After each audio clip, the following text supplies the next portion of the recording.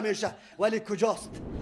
ما دلیل گفته رایستیم ریش سنت است، هر روز زنگ زده میشه ما نیستیم ریش سنت است یا فرض است.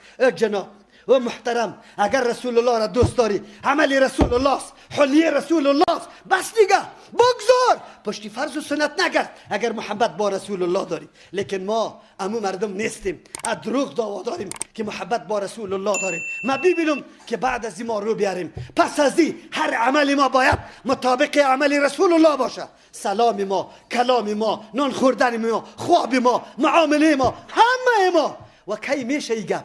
وقتی میشه که ما در مسجد عالمی که حدیث خوانده بتانه، هر روز درس داده بتانه، ما ببینیم که محبت رسول الله به تظاهرات نمیشه، به 4 دانه بیان مولا نمیشه. محبت رسول الله و تظاهراتی که راه را بند که سری مردم تکلیف بیاد، و تظاهراتی که دکانا چور شوه، و تظاهراتی که غلط انگیزه را مردم بگیره، تایید دموکراسی لعنتی شوه، تایید دموکراسی لعنتی. اگر ما واقعا از رسول الله دفاع میکنیم، بعد از رو میاریم به حدیث پیغمبر صلی الله علیه و سلم، عام میکنیم مجالس درس از حدیث رسول الله در کل مساجد اعلان میکنیم، در اینترنت میدیم، تصویرها را میدیم که مخلوق نشسته باشه و عالم برش حدیث رسول الله را درس میگه، عالم حدیث رسول الله را درس میگه. ولی شما خبر شده که در این وطن ما، این وطن بدبخت ما، در مرکز کابل ما جای تدریس حدیث نداریم.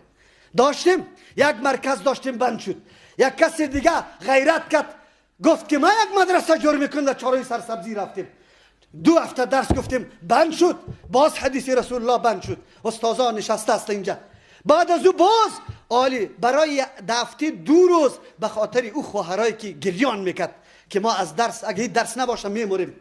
ما گفتم خیر هفته 2 روز انشالله درس میگیم. امورم عالی ماندنی نیست مردم، اما کسایی که داد از محبتی که میزنه رسول الله، اما حدیث رسول الله را قبول نداره. او ملت مسلمان، اگر ما رسول الله را قطش محبت داریم، باید حدیث شعام کنیم با پیغمبر، هر عمل ما مطابق پیغمبر باشیم، دفاع از پیغمبر کنیم، از راه پیغمبر کنیم، نام پیغمبره، عمل و حرکت پیغمبره در سر فرست خود قرار بدیم. ای کاش که ما کار بتانیم. کجاستیم؟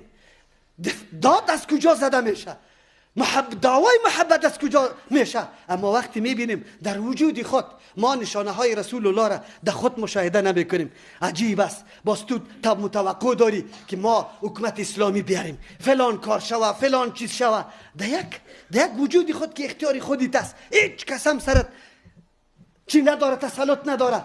دمی بی که همون حلیت به رسول الله برابر کرده یا نه. از همون خاطر یکی از دفاع از سنت رسول الله امیسته. ما دیگه زوری ما در فرانسه در اونجا نمیرسه که بریم اونجا بزنیم حکومتش. خو انشالله مجاهدین و نمو رقم پیدا میشه که الله متعال یک روز همینطور توفیق نصیبش میکنه که دمو طور جای داخل شوه. ما یقین داریم اهانتگرا الله متعال اینطور جزایش بده که به دست همین مسلمان ها جزایش انشاءالله میده. ما یقین داریم نمیمانه. الله وعده کرده، الله از مستهزئین خود وعده کرده، انا کفیناک المستهزئین، ما برای تو کافیستیم در مقابل کسی که استهزا میکنه. این وعده الله متعال است. اما ما چی میکنیم؟ ما باید رجوع به حدیث پیغمبر بکنیم، دفاع از حدیث، از سنت رسول الله در تمام ابعاد زندگی خود. فقط سنت رسول الله را عملی کنیم. کی میشه؟ همونطور روایی میشه؟ در یک تقریر جمعه میشه؟ نه، مراجعه میکنیم. ما همی کل ما مسجد داریم، بیگاه میرویم پیش مولا صاحب میشینیم، میگیم اول صحیح ترین کتاب در کتاب احادیث چیست مولا صاحب؟ بعد از قرآن صحیح ترین کتاب مسلمان ها کدام است؟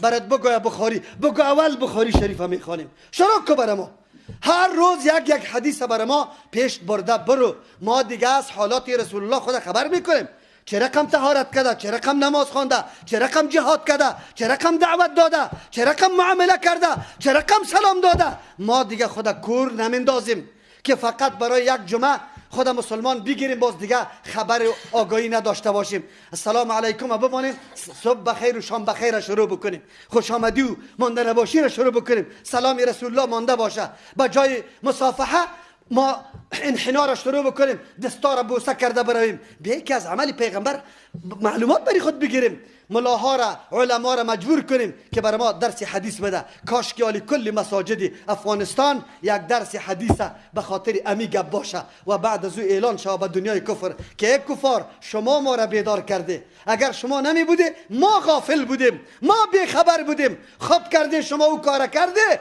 لیکن ما بیدار شدیم.